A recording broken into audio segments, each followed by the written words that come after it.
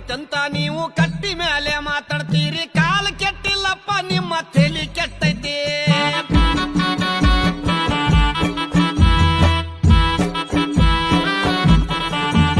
ಏ ಸಣ್ಣ ಸಣ್ಣ ಹುಡುಗರೆಲ್ಲ ಎಣ್ಣೆ ಹೊಡಿಯ ಕತ್ತಾರಪ್ಪ ಹಾಲು ಮೊಸರ ಅಂದ್ರ ಇವಕ್ಕ